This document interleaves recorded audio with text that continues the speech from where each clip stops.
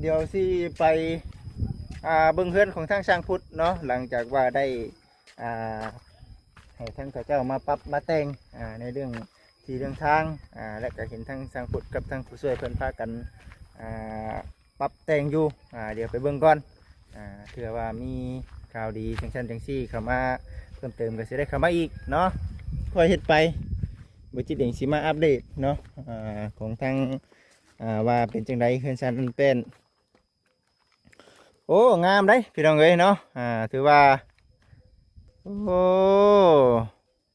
มีแต่เสาตั้งก็ได้อยู่นี่เนาะเฮ็ดใส่บัดย่ำฝนตกใส่บัดแห้งเจ็บได้นี่จังไหนนี่คักเนาะแสดงว่าคือตอนนี้นี่ถ้าว่ามีอุปกรณ์นี่สามารถเฮ็ดได้เลยบ่นี่เฮ็ดได้เลยเนาะเพราะว่ามันเบิดเท่านั้นน่ะได้พี่น้องเอ้ยเป็นยังคือว่าชั้นหนึ่งคือขั้นตอนต่อไปนี่เป็นหลังคาเนาะหลังคาเลยพี่น้องเด้อเนาะหลังคานี่เฮาได้มุงหลังคานี่หลักๆเลยมันนี่หลังคานี่หนักได้เนาะในราคามัน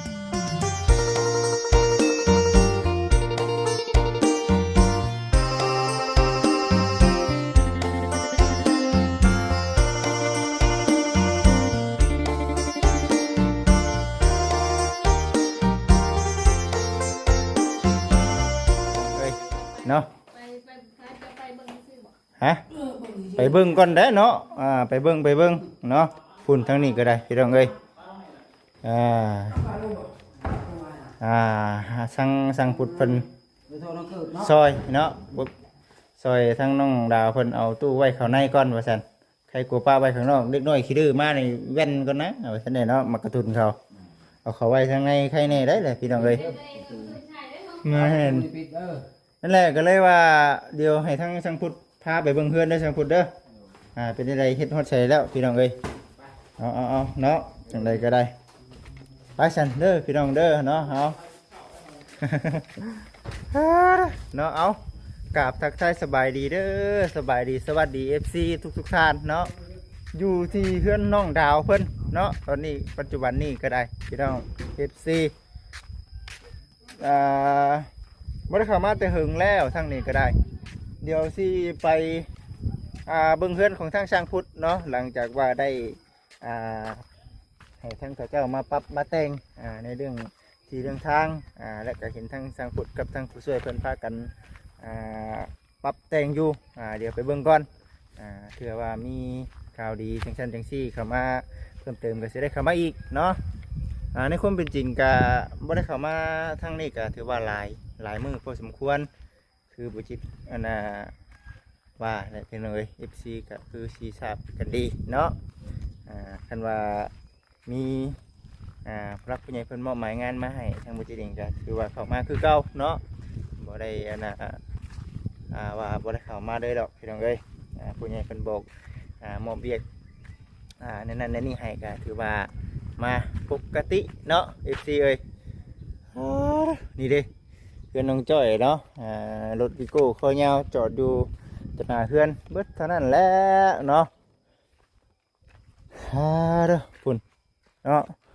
ในเรื่องบ้านของทางน้องถือทองบ้านน้องไซล่าปุจิตเองก็บ่ได้เข้ามาอัปเดตแต่หึงนั่นล่ะเอาเดี๋ยวที่ว่ากันพี่น้องเอ้ยในเรื่องของทางบ้านน้องไซล่า FC ก็คือซีทราบฮู้กันดีเนาะยังบ่ทันได้แล้วบ่ทันได้ทั่วยังหลายพี่น้องเอ้ยบ่จิตหลายๆราคารวมเนาะของทางบ้านน้องไซล่ากับบ้านน้องถือทองนี่คือตกอยู่ใน12 ล้านปลายเป็นประตูเนาะประตูปงเยี่ยมประตูใหญ่ให้แหละพี่น้องเอ้ยบานพุ่งบานพับน้ำแน่เบิดอยู่ใน12 ล้านปลายนี่คือครบเนาะสามารถอุ้ยคักหลายนะแต่ว่าเห็นทั้งน้องถือทองเพิ่นเนาะเพิ่นเฮ็ดเด้อพี่น้องเด้อนี่จะเป็นทั้งเรื่องบันไดเนาะ บันไดเนาะยังบ่ทันได้บุกบริษัทอย่างหรอกแต่ว่าในเรื่องการก่อนี่เพิ่นเฮ็ดเรียบร้อยแล้วพี่น้องเอ้ยโอ้งามสามารถขึ้นมาได้เนาะขึ้นมาสี่แล้วพี่น้องเอ้ยส่วนในเรื่องงบประมาณนี่คือสิยังบ่ทันได้มีเด้อพี่น้องเด้อเนาะ มันนี่มาจิตเองก็เลยว่าได้เขามาหาน้องเพิ่นรู้สึกว่าน้องเพิ่นไปเฮ็ดเวียกได้พี่น้องเอ้ยไปเฮ็ดเวียกอยู่ข้างนอกเดี๋ยวเบื้องก่อนกันว่าเป็นจังไดเดี๋ยวมาจิตเองสิเข้าไปแวะถามไทยทางน้องเพิ่นเนาะเพราะว่าหนึ่งคือทางน้องเพิ่นนี่คันว่าเขามีเวียกให้น้องเฮ็ดเพิ่นก็สิได้เฮ็ดไปตามเขาบอกนั่นแหละแต่ว่าคือปัจจุบันนี้ทางบุจิเองกับบุมีเวียกแน่เนาะสีมอบเวียกให้กับน้องๆเพิ่นคัดว่าเดี๋ยวสีบุมีเงินมีคำซื้อน้ำหมกน้ำมันไปถ่ายให้ถ่ายหน้าได้เนาะก็เลยออกไปหางานก่อนยินข่าวแบบนี้แหละส่วนทั้งน้องไม้เนาะเงียบเถอะเด้น้องไม้เอ้ยเนาะบุกเปียกบุกงานคือกันหาเงินเลี้ยงชีพคือกันทั้งน้องไม้ก็ได้สู้เนาะบัดนี้ปัจจุบันนี้พี่น้องเอ้ยบัดนี้ก็ได้โอ้ดีใจในเรื่องของความคืบหน้าที่ทางเฮือนซานดันเป็นของทางผู้ช่วยเนาะถือว่าสวยงามคักในแล้วพี่น้องเอ้ยในเรื่องการปรับการแต่งก็สิเป็นอยู่ในตัวนี้แหละเดี๋ยวให้เพิ่นค่อยเฮ็ดไปบุจิตเองสิมาอัปเดตเนาะของทางว่าเป็นจังไดเฮือนซานดันเป็นโอ้งามได้พี่น้องเอ้ยเนาะถือว่าโอ้มีแต่เสาตั้งก็ได้อยู่นี่เนาะเฮ็ดใส่บัดย่ำฝนตกใส่บัดแห้งเจ็บได้นี่จังไหนนี่คักเนาะคักก็ดีนี่เนาะโดยสบายดีเด้อช่างพูดสบายดีโอ้คักเนาะวันนี้เนาะให้ค่าได้ขี้ดินนะ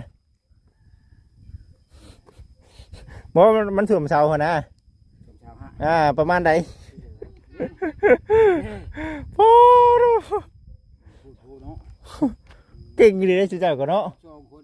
กับหลานย่ำหาว่าเก่งดีนี่โอ้ครึ่งเสาเลยเนาะเอาเด้อทั้งผู้ช่วยสบายดีโอ้บัดนี้มีแต่ห้องเฮือนกับคานเท่านั้นบัดนี้เนาะคักแล้วบัดนี้ก็สิพากันกวาดเอาแถวนั้นแหละเพิ่นดินเพิ่นน่ะนะฮะกวดมาใส่บ่เฮ็ดเอาได้บ่เนาะเห็นได้ฉันโอ้คักแล้วงามแล้วอันนี้จะค่อยก็ว่าได้แล้วคนนอกแหละคนไม่ใช่นะเนี่ยครับโอ้หมดเท่านี้แล้วสันเฮือนงามปวดแล้วมานั่งห่มเฮาพี่บัดนี้ผลแรกพี่น้องเอ้ยพอดีว่าพ่อทั้งผู้ช่วยสร้างพุทธอยู่เพื่อนน้องดาวแน่เนาะมื้อนี้ก็ได้ให้เพิ่นเอาตู้ลงซอยตู้เสื้อผ้าที่ทั้งผู้ใหญ่เพิ่นซื้อให้ถือว่าโอ้เนาะโอ้ยแมนงามแล้วนี่ดิพี่น้องเอ้ยเนาะเด้อเอาสนอนั่งคุยนั่งว่ากันก่อนบ่ได้มาแต่หึงแล้วจมหาอยู่บ่ไปเมืองน้องทางนี้คือไปไกลใช่ป่ะลมมาพัดมาทันทีนะเนาะผัดมาแล้วมันนี่เนาะผัดมาแล้วมันนี่พี่น้องเอ้ยยุเนาะกะเมื่อนั้นมันฮ้อนก็ฮ้อนแท้ๆแล้วขุดดินจมหาเนาะมาให้ช่วยก็พอมายืนเบิ่งก็พอมาให้กำลังใจบ่มาให้กำลังใจตอนค่ำมายืนเอาน้ำทายเพิ่นก็ได้เลี้ยวไปเลี้ยวไต่เลี้ยวเนี่ยบ่มีไฟได้แท้นี่ได้แสดงว่าคือตอนนี้นี่ถ้าว่ามีอุปกรณ์นี่สามารถเฮ็ดได้เลยบ่นี่เฮ็ดได้เลยเนาะเพราะว่ามันเบิดเท่านั้นได้พี่น้องเอ้ยเป็นยังคือว่าชั้นหนึ่งคือขั้นตอนต่อไปนี่เป็นหลังคาเนาะหลังคาเลยพี่น้องเด้อเนาะหลังคานี่เฮาได้มุงหลังคานี่หลักๆเลยมันนี่หลังคาดินักได้เนาะในราคามันถ้าหากว่าผ่านจุดหลังคาไปแล้วนี่โอ้ยเนาะเบิดเท่านั้นถือว่ามันก็คอยชื่อไปอย่างน้อยเป็นยังคือว่าชั้นพี่น้องเนาะ มันชื่อน้อยบ่ได้เนาะ แม่นคือในเรื่องหลังคา คือแนวมุงเลย แม่ เนาะ ไม้กับแนวมุงไม่ใช่ล่าอีกบาทนี่ สามอย่าง 3 อย่างถ้าเฮือนไผเฮ็ดบ่เป็นนี่เอาค่าสร้างอีกบวกเข้าไปอีก แม่ แฮงนักเด้อมีค่าสร้างเอาไม้สังกะสีแล้วก็ไม่ใช่ล่า4เนาะ4อย่างน็อตแนทอีกเด้ซั่น มันนั่นได้แล้วก็ขอบข้างมันอีกแน่กันสาดอีกคันบ่เอามาบัดเดียวบัดบ่ได้บาดนี่เฮาได้เฮ็ดแหละมันของแนวมันเนาะแนวจังว่าถ้าหากว่าผ่านจุดนี้ไปน่ะประเภทพวกการก่อนี่เฮา บ่ปูนก็ยังใครอยู่เนาะ แม่น เล็กๆน้อย แม่น ว่า มื้อนี้เดือนนี้เฮาได้อันน่ะบล็อกเนาะเฮาก็เอาบล็อกก่อนเฮาได้ปูนเฮาก็เอามาเท่าน้อยเฮามีเด็กเฮาก็เอามาเท่าน้อยแต่ว่าผมพร้อมก็จังว่าบัดนี้บุกบัดนี้หั่นแหละแล้วเป็นจังไดล่ะบัดนี้ในเรื่องนี้เฮา นี่ก็ยังคือเก่าเลย ยังคือเก่าบ่อืมนี่ยังคือเก่ายังเท่าไหร่ก็3 ล้านเนาะ เด็กมันใช่เพิ่นแล้ว อืมเป็นหนี่3 ล้านคือกันบ่จิตเองก็ได้เอ้าห่านอยู่ในเฮือนหั่นเด้เอาของเขาเจ้ามาก่อนแต่ว่ายังบ่ได้จ่ายเขาเจ้าชำระตัวเป็นหนี้3 ล้านนะ3 ล้านคือกัน 3 ล้าน6พุ่นได้บ่จิตเป็นนะประเภทพวกปูนพวกบล็อกหรอกพวกเด็ก ก็สิติดเพิ่นว่ามาดูพลถ้ามันบ่พอเลยมันยากได้เพิ่นว่า อืม จำเป็นแล้วว่าครับเดี๋ยวมันก็ผู้ช่วยกันเอาใส่ก็ใส่แล้วว่า เอา เนาะ ให้เอาบาด ติดก็ติดแล้วให้เพิ่นนี่แล้ว เอาแล้วว่าคอยกันบ่เอานี่คอยลุบแห้งเพิ่นว่า อืม ชั้นนี้นะคอยลุบแล้วว่าให้เอาคอยเขาแน่เพิ่นว่า บัดนี้ใส่มาแล้วก็ มาก็บ่อยากเอาเลยเขาก็บ่มีเงินเนาะติดก็ได้อยู่เพราะว่าผ่อนแต่ละเดือนผ่อนว่า ตัวเล็กตัวน้อยเนาะ จำเป็นแล้วว่าเห็นได้ผู้ใหญ่เพิ่นเว้านานๆเนาะ อืมตัวเล็กตัวน้อยพี่น้องเอ้ยจ่ายเพิ่นไปว่าซั่นเนาะแต่ว่าอยู่ในรูปเฮือนทรงเฮือนเพิ่นนี่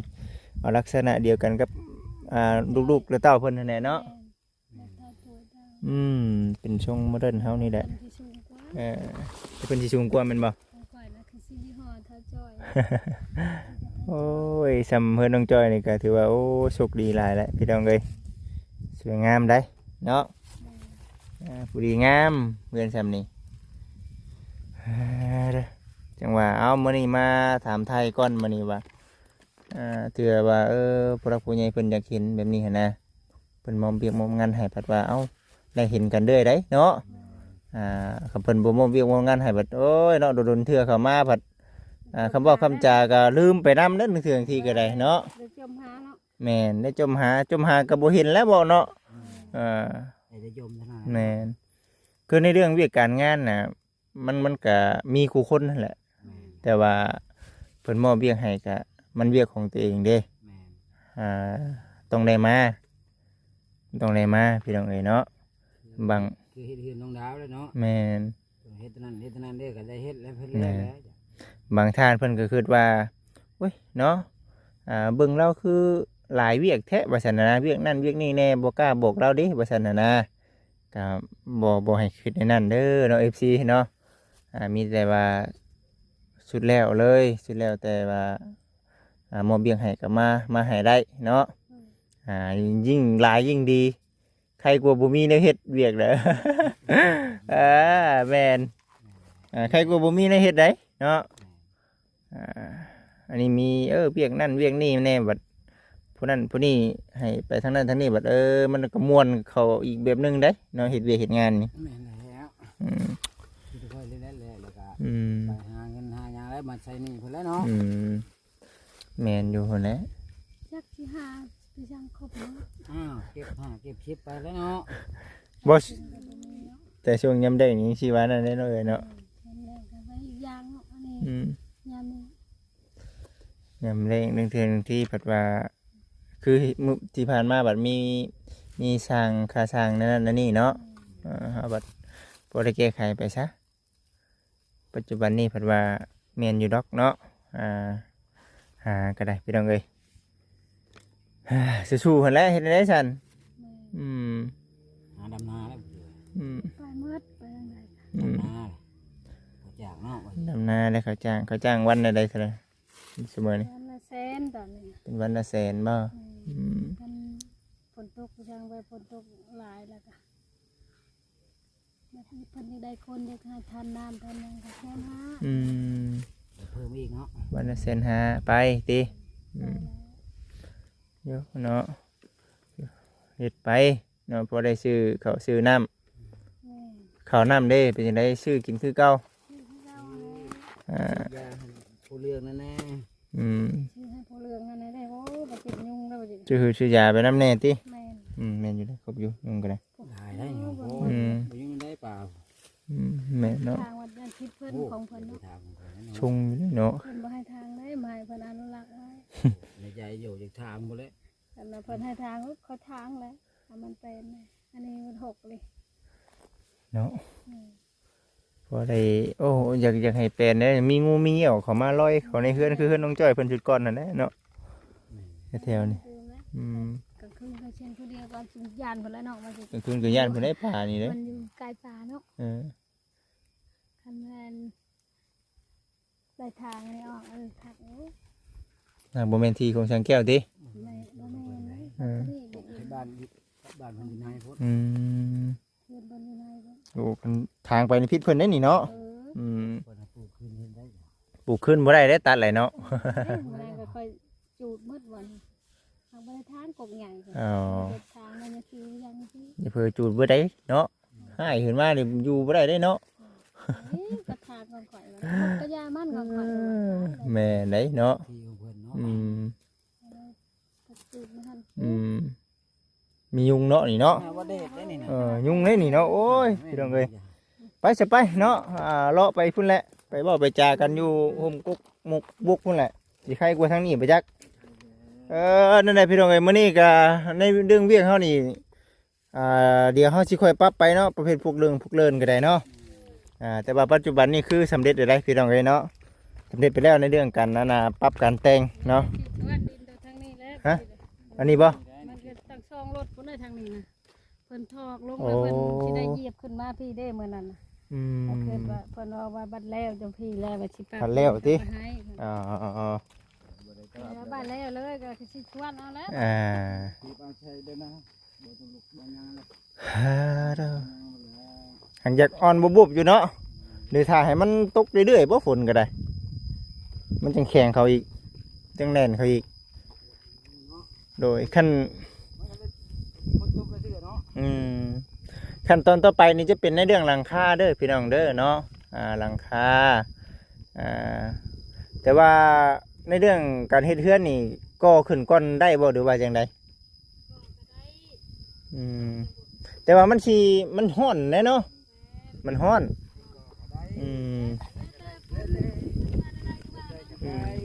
ยุแต่ว่าจากที่เบิ่งช่างแต่ละคนนี่เพิ่นต้องเอาหลังคาก่อนนะพี่น้องเอ้ยต้องเอาหลังคาก่อนเพราะว่าแบบหนึ่งคือมันห่มแน่เนาะสองมากก็คือว่าแน่แหละในเรื่องงบหลังคานี่มันหลายอย่างคือปุจิตว่าแหละนะก็มาผ่านตัวหลังคาไปแล้วนี่โอ้ยเนาะใครแน่แต่สิโบเร่งรัดปันไดแบบนี้นะเพราะว่าที่ผ่านมากับประเภทพวกก่อนี่ก็ขนาดได้ก่อแต่ก็บ่ได้หึงเนาะแม่แต่ว่าในเรื่องรถสมมติว่าเฮารถมานี่ได้เนาะได้อยู่มานี่เด้อพี่น้องเด้อเนาะอิงไว้เนาะเอาสันเนาะมีแต่ว่าเบิ่งติดตามรับชมให้กำลังใจไปน้ำกันเด้อพี่น้องเด้อบ้านผู้ช่วย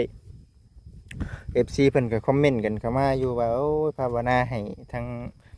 บ้านผู้ช่วยสร้างพุทธสำเร็จในเด้อบ่จิตเด้อว่าซั่นบ่ใหญ่บ่น้อยเนาะพอดีเนาะได้ก็ได้แล้วเนาะก็สิแล้วแต่พอจะ ตาม ได้แต่ผู้ใหญ่เพิ่นบ่ได้ตีดอกแต่อยู่ก็ตับอยู่ดงก็ยังอยู่เนาะ แม่น ว่าขึ้นในใจก็ช่างพูดเด้อถ้ามีเงินจะ ร้านจักช่องพวกก็ตอบอยู่ใกล้ลูกขายดีกว่าขายก็เที่ยวคืนนะน้ำมันแน่พช่างแน่แบบ แหน่มันแล้วเนาะ อันนี้ปัญญาเนี่ยแบบน้ำมันก็อันทางรถก็ยากอะไร มีเพิ่นก็ยังอยู่เนาะ จักรานจักช่อง ว่าบ่พื้นบ่เจ้าหั่นนะ คือว่าบ่เฮ็ดบ่ได้ยินแน่เนาะสังพุ่นเนาะคำเว้าน่ะเนาะ มันเมื่อยเนาะมันจิตมันคืนดงพุ่นจ้าหัวชันหัวคอนคืนว่าต้องจะมาบัดมาอีกนะ ปุ๊กก็ตบใส่เนาะสมมุติสมมุติว่าคือลูกเต้าก็มีมาแล้วแม่นบ่ในเรื่องให้หน้าตะกร้าก็คันว่าเฮ็ดก็ให้กับเจ้าเฮ็ดเนาะบัดนี้น่ะถ้าหากว่าพี่น้องเอ้ยมีงบเฮ็ดเนาะแหละคือว่าเฮาเว้าแน่หั่นแหละคันว่าไปอยู่พุ่นเพื่อมาน่ะมันสวยมาน่ะพากันเฮ็ดแหละมันเฮ็ดแต่เช้าเพื่อเที่ยงน่ะมันก็ได้หลายเติบเนาะแม่ทางปัญญาแบบนี้ล่ะ แม่ก็ได้ว่าบ่คิดว่าคันว่ามีงบดีๆคันว่าได้เฮ็ดดีๆนะมาอยู่แถวใกล้ซะเนาะเฮาพากันตั้งจิตตั้งใจเฮ็ดมันจังแล้วไวเนาะมีแต่ว่าในนั้นแหละ มันมีงบก็มาเฮ็ดกระต๊อบอยู่ที่แล้ว แม่น เฮ็ดแต่เช้าเพราะว่าบ่ได้เฮ็ดแล้วนำลูกก็ได้ แล้วนี่ก็ยังหากะว่านว่านี่เขาก็เพิ่นเฮ็ดแต่เพิ่นก็ได้มันบ่ได้หลายข้าว10ปลายชอบปีใดผลดีก็เช้า ปีใดดีก็เช้าเนาะแม่นอยู่เด้ ซอยอ้ายน้องแล้วเพิ่นให้กินกับลูกอยู่พุ่นตอนนั้นบัดพากมาให้ซื้อตืม คำเฮ็ดกระต๊อบนี่สิเฮ็ดแบบใดสมมุติว่าเฮ็ดกระต๊อบมานอนเผานี่ เฮ็ดบ่คง ใช่ได้ โอนน้องชลาแล้ว เอาเตียงเนาะขั้นตอนแรกเอาเตียงเนาะเฮ็ดอยู่วังใดเฮ็ดอยู่วังใดเฮ็ดอยู่แถวใกล้ๆได้เนาะ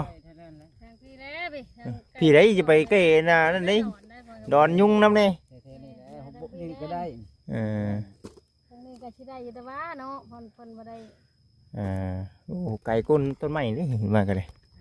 ย่านเลยเนาะ บ่แล้วบ่ได้เดินนะบ่ได้ เดินคนนี้คืออยู่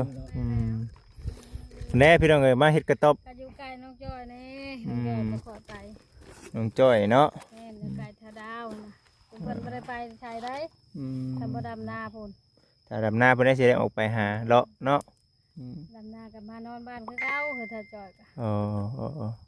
เมื่อนั้นค่อยว่าเพิ่นไปทางใดชะโมยอยู่ประตูเพิ่นบ่ได้อัดมาอยู่ในเฮือนพุ่นค่อยย่านเพิ่นบอกโอ้ยกลางเว้นก็ยังย่าน จังวินก็ย่านเด้ โอ้ยมันชะโมยไว้เด้จ้ะ แบบนี้เลยมีจิ้ม มิดสมอยสมีอยู่ดิเอ้ย อยู่ใช้ลูกเอ้าค่อยอยู่ในเฮือนพุ่นแม่จะเฮ็ดหยังในเฮือนอายุค่อยย่านกลางเว้นแท้ๆก็ยังย่าน เอาพุ่นแลซันมีแต่ภาวนาเนาะให้เดียวให้ทั่วคือกันกับเพื่อนซันลูกๆเต้าๆอยู่แถวนี้แหละมันจังได้มาอยู่ที่นี่มันจังบ่เงียบแน่อันนี้ก็มาอัปเดตให้กับ FC ได้เบิ่งพี่น้องเอ้ย นางมากับเพิ่นที่มาแล้วเพิ่นโทรมาใช้ก่อน สิมาแล้วตอนใด คือว่าวันที่13แม่ เป็นจังไดกันเวียกการงานเพิ่น คอยว่าแบบนี้เขาว่ามาอยู่น้ำลูกจ้าเขาว่าเขาโทรเล่นน้ำเพิ่นนะเพิ่นโทรมาแล้วบอกน้ำเพิ่นนะยามนี้ยามหายามนาละลูกเอ้ยบางเทื่อมีคนจ้างดำหายดำนาเข้าไปเขาว่าเมื่อแล้วแม่เพิ่นว่าแต่เดือนนี้นะค่อยพากค่อยโอนให้ค่อยพากให้แม่ให้พ่อเมื่อแล้วเงินเพิ่นเขาได้เงินเพิ่นแล้วเขาว่าเขาสิเมื่ออยู่เพิ่นว่ามาได้เขาว่าเฮ็ดบาปลูกมื้อนั้นพอเอาลูกออกมาเบิ่งมันอื่นเด้เนาะมันว่าแม่อยู่พี่เด้เจ้าเด็กน้องแล่นมาเอิ้นแม่พ่อโอ้ยขอเฮ็ดบาป มันไงเนาะเบิ้นนั่นแหละต่างคนต่างเบิ้นคือว่าแหละ บ่ไปก็บ่มีกิน พุ่นแล้วฮอดยามดำหน้าเดี๋ยวสิมารับเอาเนาะไปดำซอย เด้อ บ่ดีได้เอ่ย แม่ เว้าดี แล้วมีตัวเนาะ เว้าดีเพราะว่าหนึ่งคือมันบ่มีคนได้มีคนน่ะดี หลายได้อยู่พี่นะคนรับจ้างดำนาคนบ่มีหลายเด้ เต็มรถแหละจนญาติกันขึ้น จน บ่ ญา ได้ ติกันขึ้นแม่ได้อะไรได้ โดย เชียนหากันว่า เสียนหาได้อยู่ประมาณนี้แหละเสียนหาและส่งเสียนนี่เพิ่นตมีเงินคือกันเลยเสียน คอยนี่นะคอยเงินคนบ่ เฮ็ดอยู่ไดเนาะว่าชางนี่ก็ได้ก็เฮ็ดเฮ็ดนึงเอา50ก็เอาได้เนาะบ่มีเนาะ บ่มีติ บางมื้อก็พันเฮาไปแหละ บางเทื่อเพิ่นก็เพิ่มให้เช่น6เช่น7แบบ อืม เอาโลกกะไปแบบ4 โมงเพิ่นให้เลิกแล้วผัด อืม ดื่มให้เพิ่นแล้วหั่นนะแบบยังละให้ละชองเพิ่นโอ๊ยให้เพิ่นแล้วจังก่อนจังเมื่อมันก็เทินแล้ว อืม ให้เพิ่นตื่มให้ก็มี จากเวลาได้ แม่ บ่ได้ น รู้ แม่ จั น กเวลาคันไปนำข่อย อืมอืมอืม โอ้ยตื่มย่ารู้อันนี้คันคือเกี่ยวข้าวก็ฮะตื่มเพิ่นจักให้จักชองว่ะจังเมื่อน่ะเพิ่นก็ ยังเว้นอยู่เด้เนาะ เพิ่นก็เห็นเพิ่นก็ตื่มเงิน ทำไปชงคนนี่โอ้คำบ่เลย บ่ได้ห่วงกันเนาะ ไว้ ห่วงกันอยู่นะว่าอยู่เฮือนคนเดียวโอ้ยเนาะ มันไปช่อยเนาะ แม่ ไม่ได้ให้เร็วช่อยจนขึ้นบ่แล้ว แม่นแม่นแม่น เพิ่นโทรมาใช้เคลบ่ตอนนั้นเพิ่นสมอยอยู่ อืม จอบเบิ่งเพจเพิ่นก็บ่เห็นเอาเห็นวันเมื่อวานนี้เพิ่นโทรมาใช้ หายแซนเพิ่นเด้อเดี๋ยวมื้อดำให้ดำหน้าสิมารับน้องไม้กับผู้ช่วยสังพุทธเด้อพี่น้องเด้อมาดำซอย โอ้ยขันเจ้าช่างล่วงหน้าสมมุติเจ้าสิมาคือมื้ออื่นนี่เจ้าโทรบอกแล้วก็ไปหาไว้โลดเจ้าจะได้จักคน เนาะ แม่ ก็ดำคนดำไรแล้วหลายคนบ่มีเงินเด้อ เออ จักสี่ห้าคนบ่แล้วก็ เออ ไปหาบอกแล้วก็เต็มจะมากมัดไปเช้าไป พอได้แก้นะ เอา มัน เบิ่ง ยังดอก เจ้าไปไก่ก็มีได้บ้านเมดบ้านหยังไก่บ่บ้านเจ้าบ่บ้าน ไก่แล้วอ่ะ อยู่หน้าชาก็ยังไป โอ้ ตัวได้เพิ่นเอามาเอา โอ้ บ้านจะคอยไปแต่เช้าตอนมาเนี่ย8 โมงแรง8 โมงกลางคืนก็มีได้เพิ่นไป ไปหาดำหน้าติ แม่ ไปสะไปเนาะ ตัดอ้อยเลย มื้อหน้ามื้อในเพิ่นแหละสิมาหาอีก แม่ ถ้าหากว่าผู้รักผู้ใหญ่เพิ่นมอบการมอบงานให้เดี๋ยวสิมาอีกเด้อเดี๋ยวสิโทรหาเนาะไปๆซะเด้อเอาสบายดีสบายดี ไปสาพี่น้องเอ้ยเอาอยู่ดีไม่แห้งเด้อพี่น้องเด้อสบายดีพี่น้อง